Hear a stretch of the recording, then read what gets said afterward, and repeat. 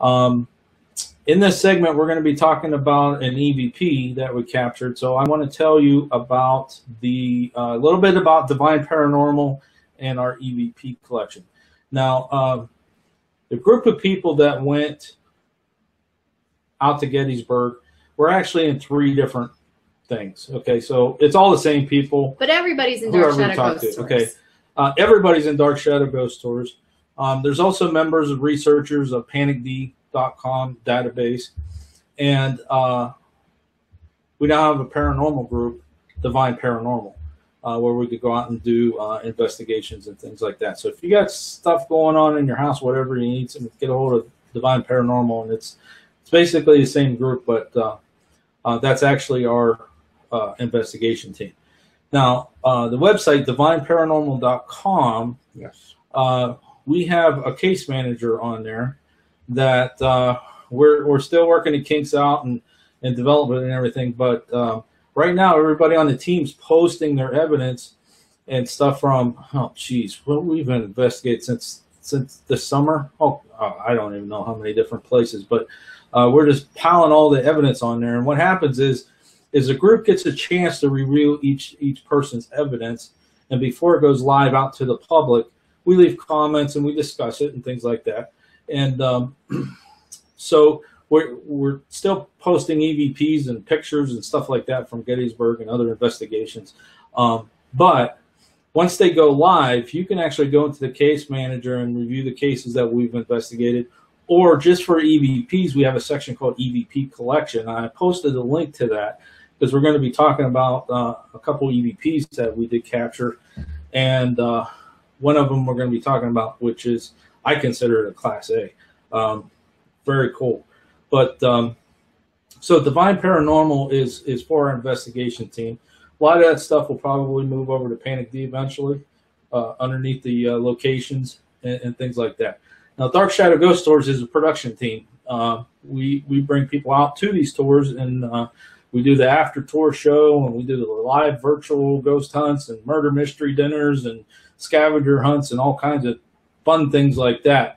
And those kind of things help fund the other things that are basically, I don't want to say nonprofit because they're not. They're not, but we don't make money. We don't make money, so. Right. You know, somebody's got to pay for microphones and recorders and things like that, and that's when Dark Shadow Ghost Tours comes in, which is a division of our main corporation. But anyways, I didn't say that in the beginning. I apologize for that, but I wanted to kind of clear things up because we are going to start talking about Divine Paranormal's website where you can find these EVPs, and I did put a link in the resource page. So we covered Sachs Bridge, covered day 1. We're going to day 2. Day 2, we started off with not really thinking in the morning of going out and doing an investigation. We were going to go do some sightseeing. And getting some of those who hadn't gone to Gettysburg to see some of the sights and to really get a feel for where we were. Basically, that's what we were doing. Yeah. So I played tour guide. Marianne played, yeah. Very well. We had the walkie-talkies when we were traveling. Well, as we were driving through Gettysburg, we had the walkie-talkies, and Marianne was our tour guide. To your left, you'll find. Yeah. So National Cemetery was the first place that we stopped that morning. You want to tell us a little bit about that? Why flip over and bring up the picture? About the cemetery? Yeah, the history of it. Why is there a national cemetery? Why? Because we had a lot of people that died in one area, and it was actually the very first national cemetery for the soldiers in Gettysburg. Actually, in the nation. Yes, it was in Gettysburg was that first one. And basically, they wanted a way to honor the dead who strived and fought and died for their country. And that's where the very first soldiers cemetery actually was. Do you want me to tell them about Lincoln? Or? Sure. Okay, so the Soldiers National Cemetery was going to be made, and they started going around. They hired some of the local individuals in town to go up and start digging up the dead that they knew where they were and bringing them on over. And so they started doing that and building the cemetery. And they were going to have a dedication ceremony. There's a picture of Abe Lincoln there. They're going to do a dedication ceremony for this cemetery. And so they invited one of the most world-renowned orators of the time, Mr. Everett, to come in and do the speech. And as a side note, David Wills decided, hey, you know what? We should kind of invite the president. And so they invited. You got to remember, too, at that time, that was in November. Right. So they were saying pulling bodies in October. And the war was still going on, so the president was a little occupied at the time. So they didn't even think that he would even respond. They didn't think that he would come, but David Wills got a response back saying, sure, I'll be there. And everybody's like, oh my gosh, the president's coming, but we have Mr. Everett coming. And they're like, that's okay. So Everett came along and Lincoln came along, and they had graves being buried at the same time as the presentation, and they had just thousands of people and soldiers and I think it was like one townspeople. It was one of the rangers, because that's federal property and there's federal rangers there that are tour guides. He told us at the same time that presentation was going on, which was in November. If you don't know when the Gettysburg battle was, that was in July. But, July 1, 2, 3. He said they were embalming bodies while the presentation was going on in the cemetery property and burying them at the same time. So that's... Yes. Yeah, so they were doing that, and they get up there and they have a platform that they kind of put out. They ended up putting it in Evergreen Cemetery property, where we'll talk about that shortly. But put it on Evergreen Cemetery property because they were burying the people on the National Cemetery, and then the rest of the National Cemetery space was pretty much taken over with the people who came to the dedication ceremony. They did the presentation. Everett took 2 hours, and of course we know Lincoln's Gettysburg Address took 2 minutes. So they're out there in November listening to this long speech from Everett, and then up comes the president, and they're like, here we go, a nice long-winded speech again. And it wasn't. It was short, sweet, simple, to the point, and we remember that one. And who knows what Everett said. Yeah, I bet you most of you out there listening don't even know who Edward Everett was. Right. You know, never even heard of him. And it was so amazing. You can, if you can just imagine, I mean, all this was set up, and the ceremony and everything was in the Evergreen Cemetery, which was an actual cemetery in that day. And lining the edge of it there were all the cannons, because what is now the National Cemetery was Cemetery Ridge. Right. And so that was an actual battlefield. That was the hill that the Confederates, luckily the Union got there first, and the Confederates were fighting to try to take. And so you can just imagine all the bodies and how battle beat the ground itself was, with all the cannon fire, and it's amazing. Yeah. So I brought up another picture here. This picture shows, it doesn't do it justice as far as standing there, but that picture there shows the graves that are unknown. One of the segments, because there's actually another segment of unknown there as well. Right. So you could just see how many are there, and those are numbered. They're just numbered. Right. And those are unnamed Union soldiers. Right. And something else about the cemetery is the way that they laid out the National Cemetery. It's in an arch. And all the soldiers are lined up in this arch pattern around the central monument that is broken up then by state. So if they were able to identify what state you went to, that's the central they put you in a section of that cemetery with all of your fallen comrades. As far as the others that they couldn't figure out who they were, because again, like Sean mentioned earlier, they didn't have dog tags. You know, they tried to figure out who you were based on letters you might have had in your pocket or photographs you had, or even, you know, the buttons on your uniform, you know, were for different states. They were just trying to at least figure out what state you were from, and especially from July to the end of October, November, what's really going to be left to identify you? So that's why there's so many unknowns. They were bringing them up from shallow graves too, so they were covered in mud, and you know, right. They were putting them in. Let's see, how did he describe it? They were putting them in pine boxes, 4 feet deep, and burying them 4 feet deep, shoulder to shoulder, as they were in battle. So, wow.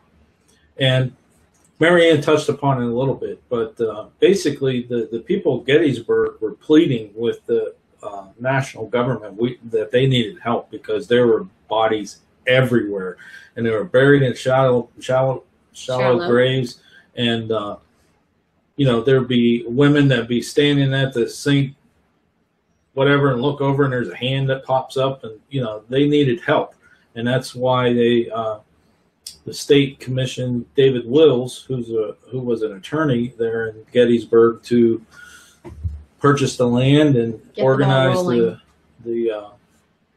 the dedication of the cemetery and get everything going. So we decided when we went out, we got to stop there and just pay respect and kind of see this place. And the cannons were there. We got pictures by the cannons and things like that. And being from Ohio. Yeah, well, just being paranormal investigators. We mentioned Mike had his recorder rolling. You had yours going too, Lee? Yes, I did. So we were walking around that monument in the middle, looking at the different states, and we come across Ohio, and I remembered a picture from when we were there before about President Nixon visited the cemetery, and he came to the grave of his great grandfather, great great grandfather, and placed the wreath. So we knew he was from Ohio. So when we wrapped around, we were getting ready to leave. We stopped to find that grave, and I was showing everybody, hey, you know, here's where that picture was taken. And Mike, what did we end up getting there on the recorders? Well, we were standing there looking at the marker for Nixon, and we were talking about how he felt about his great great grandson, and Lee had asked, well, how do you feel about your great great grandson becoming president? We got an EVP that said clear as day, because I am still fighting. So, you know, granted, it didn't really make any sense from the standpoint of relating back to Nixon. Right. But when you saw him think that whole hill was a battle, you know, it makes you wonder if the battle isn't ongoing. You know? Either that, or maybe somebody was there before we got there and asked the question and just took them a while to answer it. That could be too. Which could be. But yeah, it was it was really cool. And as soon as and we didn't hear this, you know, when we were there, because. Well, let's play it for them now. All right, we can do that.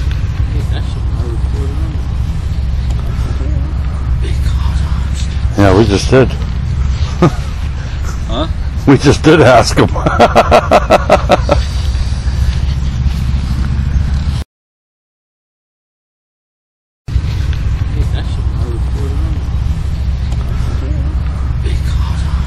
Yeah, we just did.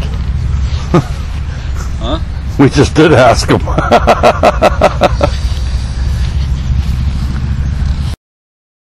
Just talking about, and I tell you what, I believe it's a Class A. It is crystal clear and pretty amazing. Yes, I mean, so makes you wonder, if due to unfinished business and things going on, that if they really are not still locked in battle to this very day. Right.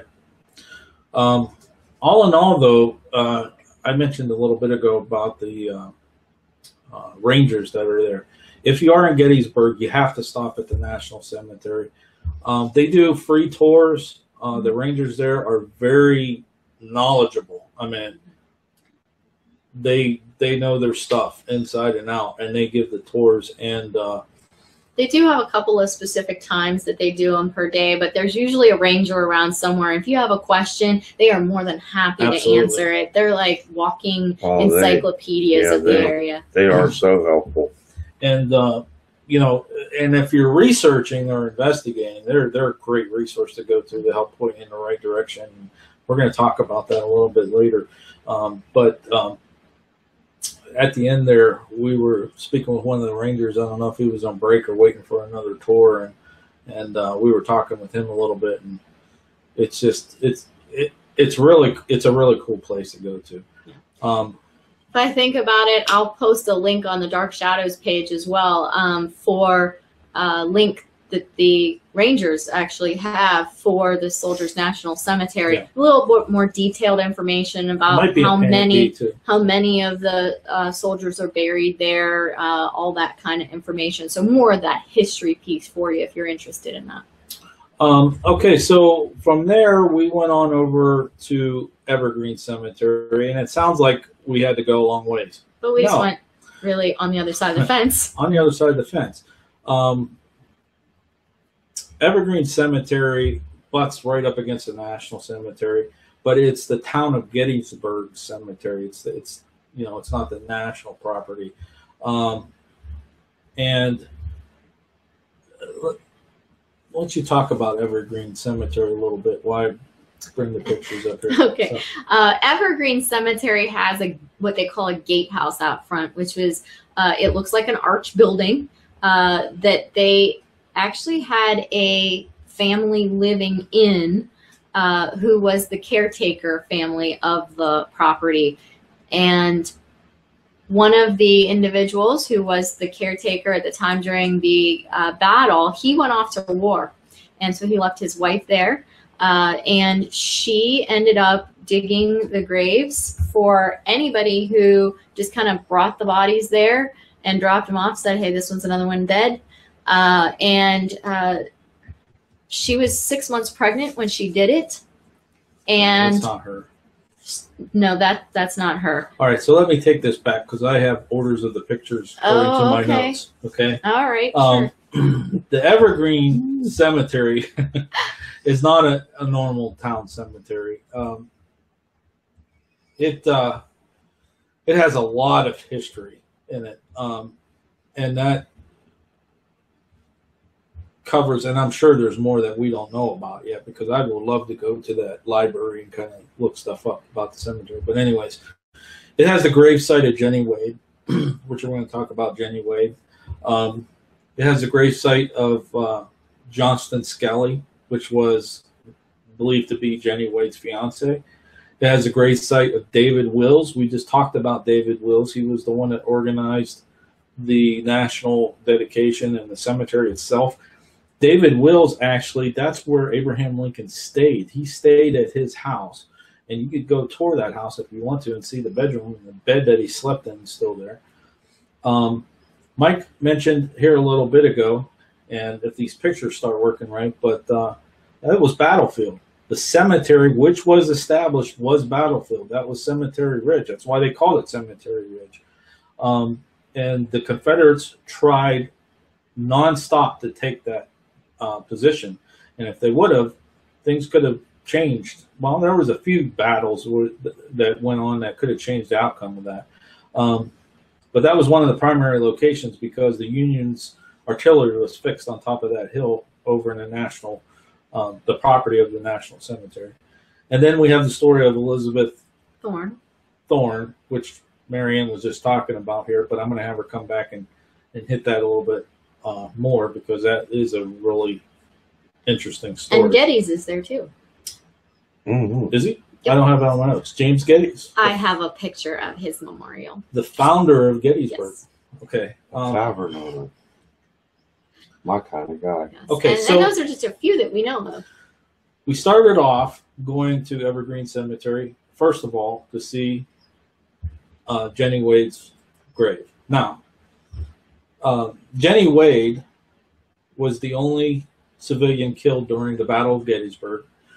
Marianne's going to cover her story. We didn't do that in the After Tour before. We actually did it when we were on the radio to tell that story. But that's the house we investigated. If you're a Ghost Adventures fan, you know a little bit about Jenny Wade. But her gravesite is one of only 2 women in the United States that has a United States flag flying over it 24/7. The other one is Betsy Ross. And we have, Marianne and I had we were fortunate enough to go to Philadelphia after this and actually see Betsy Ross's grave, and it's nothing close to that flagpole. No, it's just a little stick in the ground. And we both looked at it and said, wow, Jenny's flag is just head over heels better than Betsy Ross's. That's right. So Georgia did a good job. And for those of you who don't know, Georgia is Jenny Wade's sister. Now, one of our goals while we were in Evergreen Cemetery is to try to locate Scully, his grave. We knew it was there. We didn't find it on the first night. On that trip, we didn't. We actually went back a couple days later, and my man Mike here found it. But that's a picture right there of Johnston Jack Skelly. Johnston Skelly, which is the young man who's believed to be Jenny Wade's fiance. And they never made it back together. They did not. But they are buried pretty close to each other, which is kind of nice.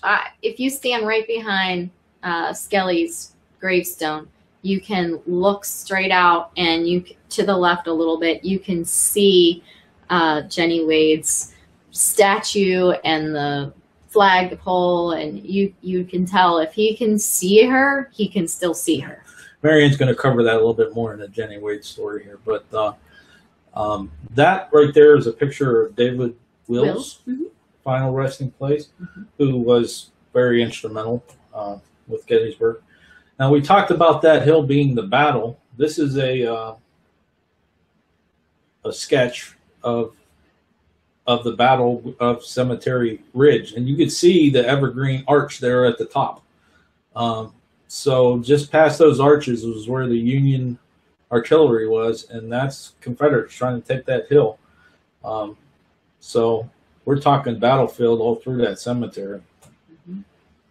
Definitely. This is actual picture of the arch before they added that house onto it. So when Marianne talks about Elizabeth Thorne, I have her name down here wrong for some reason. What do you have it in? I have Masser. Oh, no. That was a maiden name. Maiden name, okay. Her family actually lived in that arch. They were the caretakers of the cemetery. So, and then another thing that we did while we were there was we reenacted the Gettysburg Address. Yes. So we have a video of that, which I would like to play now because it's quite moving. And let's go ahead and play that.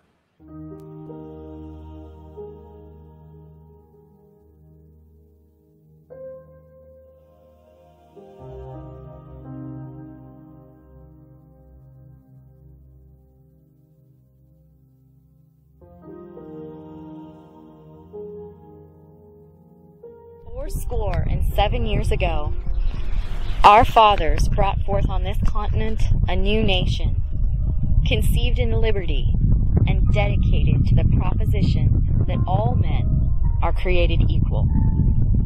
Now we are engaged in a great civil war, testing whether that nation, or any nation, so conceived and so dedicated, can long endure. We are met on a great battlefield of that war. We have come to dedicate a portion of that field as a final resting place for those who here gave their lives that that nation might live. It is altogether fitting and proper that we should do this. But in a larger sense, we cannot dedicate, we cannot consecrate, we cannot hallow this ground. The brave men, living and dead, who struggled here have consecrated it, far above our poor power to add or detract. The world will little note nor long remember what we say here, but it can never forget what they did here. It is for us, the living rather, to be dedicated here to the unfinished work which they who fought here have thus far so nobly advanced. It is rather for us to be here, dedicated to the great task remaining before us, that from these honored dead we take increased devotion to that cause for which they gave the last full measure of devotion. That we here highly resolve that these dead shall not have died in vain, that this nation, under God, shall have a new birth of freedom, and that government of the people, by the people, for the people, shall not perish from the earth. The words of Abraham Lincoln. This location, November 19th, 1863.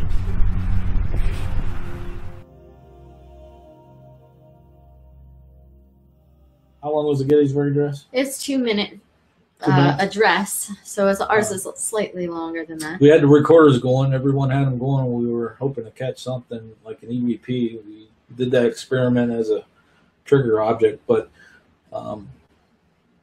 No luck. But it definitely, I liked it. I wanted to do that. That's one of the things. I made a list of things I wanted to do when I went.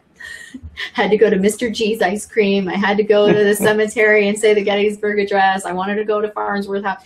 So this is one of the things I wanted to do, and I thought it would be a pretty nice tribute, and thought maybe it might be a good trigger object to see if we can get any of those souls that were in the cemetery either on the day of the Gettysburg Address or that are buried there to come in and chat with us. But didn't quite happen. But so that's the Gettysburg Address, I thought, went well. Now the thing is we actually went to the location where we believe that the platform was. Now this is a picture looking at Evergreen Cemetery. Okay, so if you look, let's see if I could do it and bring up. So you're on the Soldiers National Cemetery plot, looking at the Evergreen Cemetery. So this little bump right here is the actual platform where Everett, David Wills, President Lincoln, they were all right there. There was 15,000 people there during this dedication. And Marianne, she mentioned this earlier, but it's kind of funny. And I think the ranger told us this maybe. You can see there's photographers there if you look at that crowd closely. But there's really not a good picture of Abraham Lincoln giving the Gettysburg Address. And the reason for that is because Everett got up there and talked for 2.5 hours, giving his speech. Then he sat down, and I'm trying to remember because I saw the program of the thing. We have it somewhere, but saw the program. There was like a song, and then they introduced President Lincoln, and he stood up. And of course, the photographers were probably just resting. They figured, they got time, right? 2 minutes, he was done. So they didn't even give the photographers enough time to load up their cameras to take a picture. Yeah, it was a big process back then. But again, like I said earlier, we remember the Gettysburg Address. I don't even know what Everett said. I don't care less. Nobody. That video with that reenactment, it's. I'd like to find his address from that day. Everett's? Yes. Oh, I think that'd be kinda jeez. There goes eBay. It'll be coming in the mail next week. So go ahead and tell us the story about. I'll put her picture back up here. Oh, Elizabeth, I was telling you Yeah. Elizabeth's story. So I know I stalked you, but I remembered the order of my pictures. Go ahead and tell us a story about Elizabeth, because and actually I believe, yes, there's a link to a blog post that we put out there about the Angel of Gettysburg, and that tells a story, and there's some more pictures out there and things like that. But this is something we kind of like picked up new when we were there. We didn't know this one before. Yes. So they have a statue. You can see the picture of the statue Sean has there now, dedicated to Elizabeth Thornton. You can see she has a slight baby bump there. And from the other angle, you can see it better, but on her left there, it's her right, our left, there's a shovel that she's holding, and she's wiping the sweat from her brow. She was burying the dead because her husband was off at war. They pretty much said, hey, you got to keep it up. And so he left her in charge, and, you know, McConaughey, who was in charge of the cemetery, came and said, hey, you got to bury these dead. And so she had to go out there and bury them. 6 months pregnant, didn't matter. Wartime, middle of, you know, heat in July, it doesn't matter. Got to get it Now, done. she had her elderly parents, and how many children already? She had 3 or 4? 3 already, and It's she in was the with blog child. post. I'm sorry, I didn't read it before the show. But She had I remember. 3, I believe, and she was with child. so she had a family she was taking care of, Right. plus taking care of the cemetery. And all of a sudden, here comes Confederate soldiers taking all their food, wanting their horses and things like that. And, you know, the Union came in and said, hey, you better get out of here. Right. And she had to pack And the family up she and did. leave. She did. They packed up and left, and she came back in the middle of the night trying to check on things, and she said everything's gone. She placed some things in the basement of the Actually, house. I think in the blog post we have her diary. Yes, a link to Yeah. her diary, yes. Yeah, her diary's actually in there, and it says Which in is there, helpful at knowing what happened. Right. It says in there that they came back, would have been July 2nd. When was Jenny Wade killed? Was it 2nd? She was killed the 3rd. They came back at 2 a.m. to check on their items that they were told to put in the basement. And her cattle. And I think it was pigs. Yes. They're pigs they had fattened on. So they- Cattle, pigs. They're all Whatever, farm animals. Yeah. Okay. So Pigs. her and her father snuck back at 2 a.m. after the battle calmed down, and they found that their basement where they put their good things, their good linens and things like that, that was being used as a field hospital. So all their good linens and things Covered like in that blood. were covered in blood, and pigs were gone. They probably The rest of their goods were gone. It was bottom line. Gone. It was total devastation. So In the midst of, you know, her having to bury all these dead, she has her household that's all in disarray as well. that's right.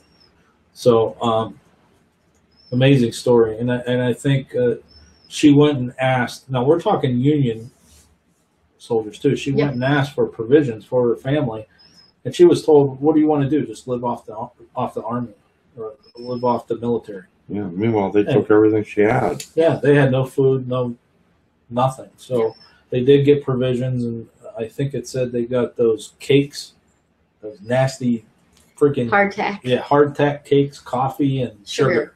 and that was it. She had to feed her family, plus bury 100 and some soldiers 6 months pregnant. So that's an amazing story.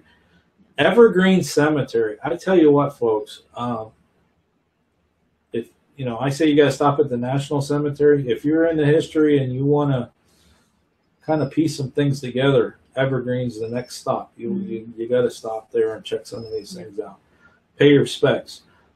If nothing else, look through the fence from Soldiers National and Cemetery you can see over. it from the National Cemetery. So, as far as these cemeteries go, I know we're paranormal people. We like always see a cemeteries. cemetery, and it's like, oh, cemetery. Gotta go there. But Right turn. besides that, I mean, it was I made the statement before, very sombering, the National Cemetery, put things in perspective, and knowing that there was battles going on in that Evergreen, and you can see battle damage on some of the stones and things like that. But what were your guys' thoughts about the two cemeteries?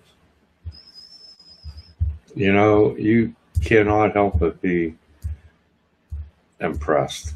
When you go into the National Cemetery, the way they have the central monument, and then it's ringed by the flat numbered stones of the unknown, and then the outer rings they have the names of the soldiers. They have it broken up by states, and then they have the names of the soldiers actually on that. So it's just, you know, like a ring of honor, you know, and it's just, you know, it's so amazing when you stop and you think that these were all young people, you know, and, you know, the lives and, you know, their lives, you know, you think that, my God, you know, these were young kids, you know, and their lives were just snuffed out. And then to see all that there, and then all the cannons that were still lining up there, and then right on the other side of the fence was the Evergreen, where, you know, it was an actual working cemetery back at the time of the battle, and you see some of the. I think it still is. I meant that one. Yes, it the is one still. side. Yes, Kenny said there's still plots. there are still plots available in Evergreen if you want to be buried alongside of some. There's probably restrictions. Probably going to be a resident in Gettysburg, but hey, I'm sure I'm ready to move. you can move. But you can see some of the stones being chipped and Oh yeah, and battle damage. and just, you know, it was Battle just damage, amazing. age. It for me, it's perspective. It really gives you what happened here, and it makes you think about it. Because you're in a graveyard. Well, the story of Elizabeth and her husband, they were just married a few years before the war broke out, and they were German immigrants, came to Gettysburg. He got the job as the superintendent. I mean, First superintendent. they were a young couple, Mhm. you know, and that's a good test of a marriage right there. I'll tell you, Jack. You want me to do what? But you know, when you stop and you think, though, you know, the Evergreen is laid out like a cemetery. The National Cemetery is laid out as a tribute, you know, and to think that they were able, I mean, the design is just amazing, you know. I mean, it's like something that you would expect to see designed by people today, you know. And you can't tell the way it's laid out and designed unless you're in the cemetery. Like if you're outside driving around Gettysburg, you say, oh, there's the National Cemetery. You see the monument, things like that. But you can't tell. It's like a park experience once you're inside the cemetery itself, which is it's kind of amazing. Yeah, it is. Because they got like a brick wall all the way around, and you really can't see all that. But it's yeah, it was definitely cool. Except on the Evergreen Cemetery side, that one's a different kind of fence. You can see through that one. right. That's an iron fence. So, Marianne, do you have anything you want to add to the cemeteries? I just found David Will's gravestone, Oh yes, and and I mentioned in our other show that she loved- jumped out of the car while Yeah, I it was did. moving. I David loved. Wheels. Yes, I but loved standing I at his slowed grave. down. Also, just like with not much. Not much. Just- She'll go. I'll oh my find you. I'm like, gosh. yeah, okay.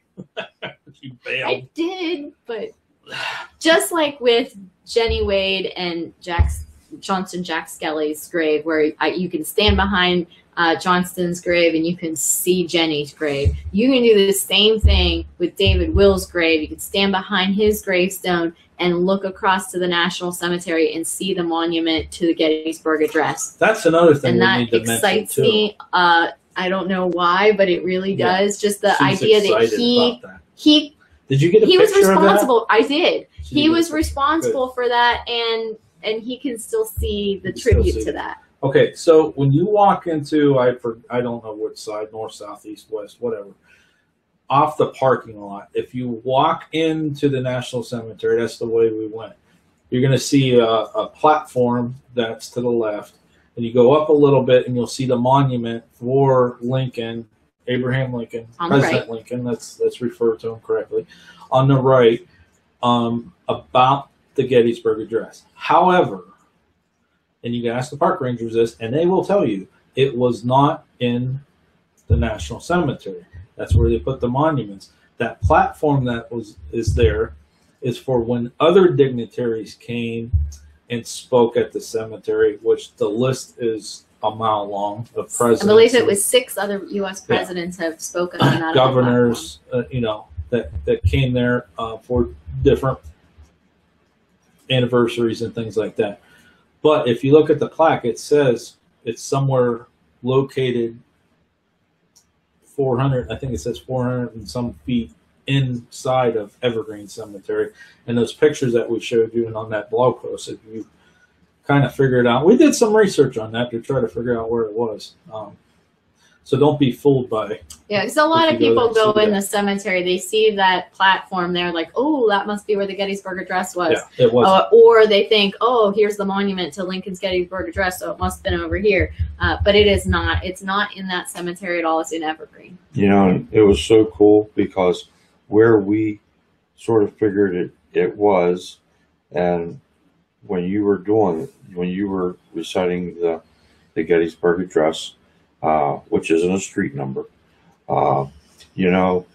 If you looked up, it was just a perfect shot through the trees of the steeple at Seminary Ridge. Yes. So that was pretty cool. It's almost like tying everything together. Alrighty, folks, we are back to Dark Shadow Ghost Tours After Tour, Gettysburg Edition. 2015. There we go. We finally got it right. There, I haven't used that all night either. Yeah. All right. So we've talked about some of the places we've been and when we went on our trip to Gettysburg, and we're going to start talking about the 2 investigations that we actually had scheduled to do there, and one of them was pretty mind-blowing, actually. That was the first place that we investigated. Was 10 o'clock Thursday night. We had the one investigation scheduled for the Homestead Orphanage. I keep calling it Soldiers National, but it was the Homestead Mortgage. Whatever. Because of the original, the Soldiers National Museum was part of that building before. Okay. Yeah, I've been corrected on that. That's okay. And then at midnight, we were scheduled to investigate the Jenny Wade house. So let's talk a little bit about the orphanage. The orphanage, historically, Marianne, you want to go ahead and cover that? The orphanage basically started out as a place for orphans of the war. They really found this picture of these 3 little boys on this one soldier, and they didn't know who he was, but he had this picture. They put it in all the newspapers. They said, do you know these children? Trying to figure out who this soldier was. And based on that was one of the reasons that they started the orphanage. And a lot of women, they did not have the ability to take care of the kids after they had no husband. They didn't have enough money to do that. And, so it was a place where the orphans of the area were able to go, and whether it was from the soldiers or from townspeople, because townspeople were killed after the war. We talk about Jenny Wade being the only civilian killed in the battle, but to be honest, after the battle, townspeople were dying from collecting the arms and collecting the weaponry that was laying out, because the government said, hey, we'll pay you for as many of these as you give us. We'll give you this much. Yeah. And so they were going out and they were, losing limbs and dying as well. So the government put out the federal government put out an order after the Civil War, saying that they would pay for any artillery, weapons, things of that nature that could be collected. They would give you money for that. So, you know, there was children in Gettysburg that were running out on the battlefields and collecting guns and things that were left there, and they would go off. And that'd be pretty tragic. So the orphanage was established for orphans of fallen soldiers. And like you said, the mothers didn't have the means to take care of the family, and the children had to go somewhere. So, again, this is another location. It's been on one of those TV shows, and they offer private investigations. So we signed up and took the team out and did an investigation. We got there about when they were closing, because it is a I don't want to say tourist trap, because you know, before you investigate, you should go find out the history and things of the location. But they give tours there.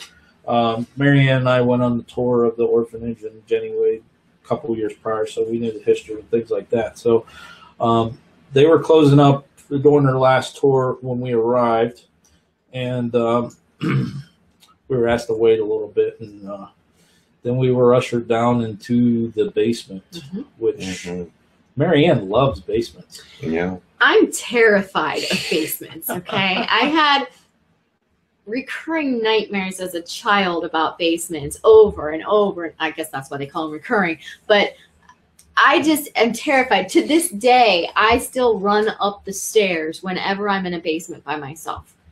Always. Even in broad daylight. Yeah. Even if it's a basement that has an exterior door with even here sunlight at the house, through windows, like at my house. Steps.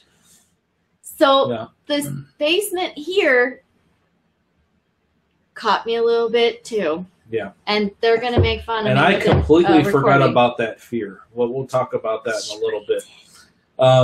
So anyways, you know, as with most buildings, I don't know the percentage, but let's say almost every building that was standing during the battle, they became field hospitals.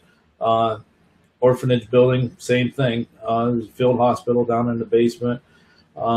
They believe that it's there's soldiers down there. They believe that there's children down there. And then you have the story of the lady who ran the orphanage, Rosa Carmichael. Oh, man. I tell you what, talk about evil. This lady, she was horrible. And you can look it up. I'm not going to go into details about it, but it was pretty bad. She would have another, you know, the older orphans help her manage the younger ones. And there was places down in that basement where you saw shackles on the wall, and they had the pit down there where they would put the poor little ones to punish them. So there's a lot of activity in that basement, and we experienced some heavy duty stuff. So let me show you some more pictures here. This actually is, as soon as you go down the steps, you're presented with that. And there's toys that people brought and left for the orphanage. And, you know, some of the claims is that they'll move and they'll play with the toys. We got a lot of EMF down in there. I mean, crazy stuff that I haven't seen before, just waves of it. And so this is, I think we're getting told the story we kind of just covered a little bit. And here's a pretty good picture. Now, this is Mary Ann's arm. It is. You see the hair standing up on there. This is as you go down the hallway into the pit. You were actually in the pit at this point? Yes. You can see Andrea's foot there in the top right-hand corner a little bit. Yeah. So Andrea and I were in the pit. Everybody else was out in the hallway of the, of the pit area. And see if it switches over here. This is actually the doorway that leads down that hallway. Right. And you can see the Mel meter sitting there. Now, like I said, Mary Ann and I were there before, and we captured an EVP pretty close, just past the millimeter there. Yep. And I had mentioned to Mike that one of the experiments that I wanted to do down there was an SB7 session, because we caught a little kid giggling, EVP, a couple years ago. And talking. It wasn't just a giggle. There were solid words there. So we wanted to see if we picked up anything on the SB7. And, Mike, you want to talk about that a little bit? Okay. Well, we're well prepped here. I was in the pit with Andrea. And we were right there in that little walkway leading back to it. And we got the SB7 going. And did the normal, asked if they could tell us their name. And we got yes. And then there was a pause. And then we got the name Alexander. And Andrea and I were in the pit, and we heard it say Alexander. And you guys were not quite so sure where you were, but when you listen back on the recordings, you're if like, you ever used an SB7, sometimes, especially in a confined space, and it's hard to hear the SB7 sometimes, and you have to listen to it on the playback. But they heard it down the hallway. I always find it difficult to understand the SB7. I hate the SB7. Everybody else loves this thing. I hate it. But in the pit, where I was further away and kind of enclosed in that maybe that's what we have to do from now on. I was able to understand it better. So you can hear it. Maybe. Let's do it. Yeah, I always find that I hear whenever it's coming, whenever it's speaking through the SB7, but I don't grasp the words, because even though I'm looking for a response, I'm already listening for other noises, and I'm already thinking toward my next question. And, and so when you do get the response, it's like, wow. And then I'm going to have to make sure I listen for that after. But when we heard that, I asked if his family was from where his family was from, and it answered Virginia. So asked if there was anybody there with him. He said Sam. So right off, it's kind of cool, having a conversation. He said, he'd tell me his name. His name was Alexander. His family was from Virginia. I was there with a friend named Sam. Asked if he ever had any ice cream. Said, I don't know. There was a couple other responses. Yeah, but those ones in the beginning, though, were like, whoa. Now, the thing is, while Mike and Lee were running SB7, Marianne was down in the pit area. With Andrea. We had a couple more still sitting in the back watching the toys, doing that thing. I had the video camera on Mike with those first few questions. And then I sat down right there by the millimeter, because that millimeter was going from 1.0 all the way up to 3.7. Then would come back down. Then it would go up again. So I was mounted on the meter itself, watching that fluctuation. Now, before we went back in that area, too, we have a little adapter for a cell phone. It's thermal. It's called Seek Camera. And as we were talking, what's that lady's name that was her? Kendra. Kendra. She was talking about cold spots and seeing shadows and everything. And Andrew was sitting there with the Seek camera. I don't have that video posted yet, but I forgot to do it. I'll do it later. But you could see the Seek camera, the temperatures and stuff changing, and it was just like a wave, a fluctuation of EMF and all this activity going on. But the video of that SB7 session and the fluctuations and stuff on the millimeter is actually, we have a video of that, and let's give that a watch now.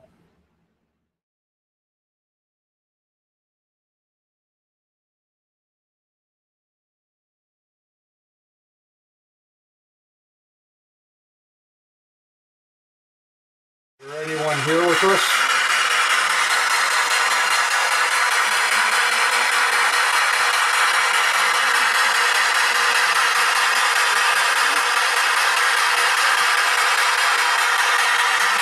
Can you tell us your name?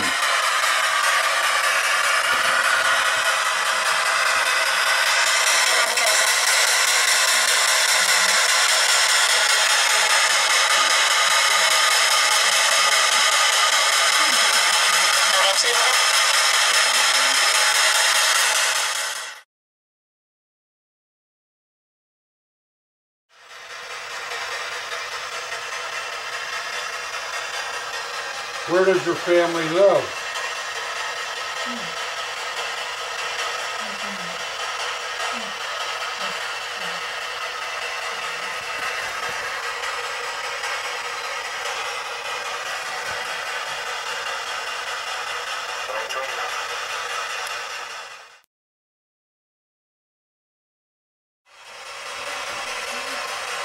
Is there something we can do to help you?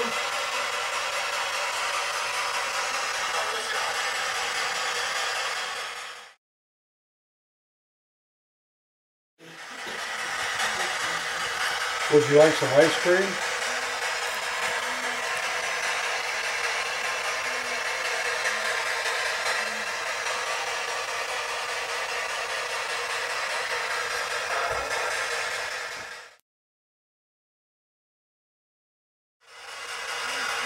Who's here with you?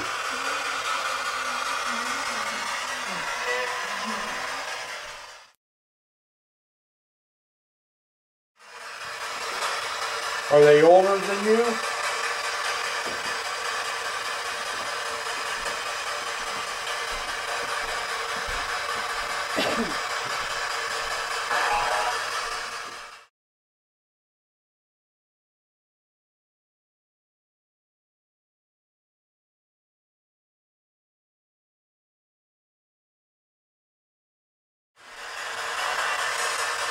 If you don't talk to me anymore, I'm gonna leave.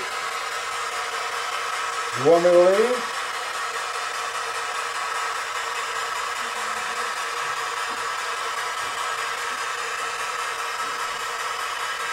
All right. I'm going to the other room now. I gave you your chance. What did you get down in the pit? Because you kind of now see there was a lot of stuff going on at the orphanage. I know Andrew was complaining about a headache. I was freaking out towards the end because in listening, watching the video and stuff, I'm like, hey, you guys, you want to take a 5-minute break? Because I was getting kind of like, woo, it's probably from that EMF. And what's weird about the meter that I want to add too is it was sitting on the basement floor. I mean, it wasn't around electrical and things like that, and it was just. I don't know if there's a vortex there or something that was just crazy. Yeah. And some of the people in the chat room were asking what a millimeter is. What a millimeter is? A little bit. What about an SB7? Nobody wanted to know about that. Well, I'll tell you what an SB7 and a millimeter is. Okay. Right. What's a SB7? Well, first of all, an SB7 is a modified AM/FM radio that you can tell it to sweep the channels either forward or backward at a given rate. Okay? Mm-hmm. It doesn't stop at one channel. It sweeps the channel. So when you watch that video and you hear the response, Virginia, it's actually over, I think, and I tried to slow the video down to count, but I think it's like 4 channels. It goes, Virginia. So it's piecing together that white noise and that static going, and you ran it backwards, right? Mm-hmm. You were running forward. Mm-hmm. It's piecing over that sweep of those channels, those responses. So that's what an SB7 is. It's a little modified AM/FM radio. Now, millimeter, the meter that you see in the video, has they have different versions. My version has a temperature module on it, which we saw a little bit of fluctuation on temperature. But what's weird when you watch that video and I was getting ready to yell, "Guys, let's go!" It was stuck at 66.5. If that hit 66.6, I was calling all clear. We were getting out of there because I don't even want to mess with that or have my friends mess with that. We're both ministers, and I don't want to mess with that. Okay, I'm telling you. So I was keeping an eye on that temperature, and it never hit 66.6. It jumped up and come down and things like that. But if it sticks on that, the temperature. Now, the top part of it is EMF. So if you see with K2s and stuff, that picks up electromagnetic field, which basically everything puts off the electromagnetic field. And the theory is when a entity tries to manifest, they use energy and they put off EMF fluctuation, or they can use that to manifest and use that energy. So a millimeter combines the temperature and EMF, and there's other versions that have different recorders in it, but they're pretty accurate readings that's on there. And to get up to a 3.7, that's like having a K2 hit almost, orange. So I didn't have the K2 sitting there. You guys, I think, had it with you, but. And the millimeter, if I'm not mistaken, you can correct me if I'm wrong, it was created by a gentleman whose daughter died, and he was trying to find Melanie. Melanie. I believe it was Melanie. He was trying to find a way to communicate with his daughter. That's why it's called millimeter. So that's why he called it that. Yeah, and he does use it, and on the anniversary of her birthday, they use millimeters to communicate with her. Yes. So it's actually kind of cool. So anyways, all right, I answered those questions. Did I answer them correctly? Anybody want to add anything to that? That's pretty accurate. Yeah, if you want to know anything more about it, just look up milligauss. Milligauss, yeah. Because that's what the readings are. They're measured in milligauss. So when you hear it's a 3.7, it's 3.7 milligauss. And that's MILLIGAUSS, milligauss. She's a winner. Can you tell she's a teacher? Yeah, she teaches by day. Can you tell? All right, so we were having fun down there in the basement. Wasn't even watching the time, and we had to go upstairs. While we were down in the basement, we had the field camera upstairs. Yes. And we had to switch. You told me at the beginning, while you guys were getting organized in the basement, take the field camera, put it upstairs, and have Pendra show you where we're going to do stuff. Don't make it sound like I'm give you all these orders all the time. Okay, I had my video camera, I had my recorder, I had this. I said, honey, could you take the field camera upstairs and set it up? Okay, I didn't give you orders. All right, but okay, I'm a big guy. In case you haven't noticed, when it comes to stairs, they're horrible. So we go upstairs. And I'm like, I forgot two things. One, I forgot I wanted to put the field camera in the basement while we were upstairs. And number two, I forgot my wife's fear of basements. So I said, honey, could you please put the field camera down in the basement? Oops. So, of course, I want to face my fears. So I went down in the basement by myself in a haunted basement by myself. With fears of basements in the basement by myself. Okay. And I put the field camera downstairs. Our second EVP, which is on Divine Paranormal. Are they able to bring that page up? No? I don't know. We had something right before break work. Okay. Anyways, the second EVP that's listed on Divine Paranormal's EVP collection is EVP number 26. Now, here's what happened. Marianne took the field camera downstairs, and did you say anything to him? Yes. I took the field camera downstairs. I went to the base of the stairs. I went across in front of the seats. You saw all those benches. I went right in front of that, and I setting the camera up to point into the pit hallway. And I said, okay, so I'm putting the field camera here, so if you want to... And I heard this noise behind me in the corner, and I'm like, okay, I'm out of here. Okay. So I think I said, oh my gosh, I'm out of here. I'm going upstairs. All right, so I'm leaving this field camera here. If you want to, oh my gosh. Okay, I'm going upstairs. All right, so I'm leaving this field camera here. If you want to, Oh my gosh. Okay.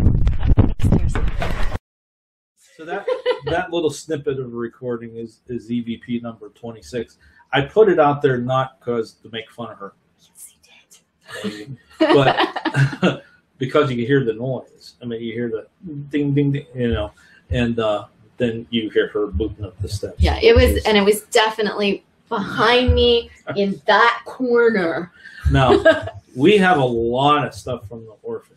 Okay, we have the seat footage. We're still listening to EVPs and things like that. And like I told you, we got a lot of stuff to go through. So we do have a lot more EVPs and things like that that's in our evidence review that our group has to go over first and kind of take a look. So, you know, if you watch us on Facebook and whatever, if we decide to do another show, if we get enough stuff, but we'll bring it back.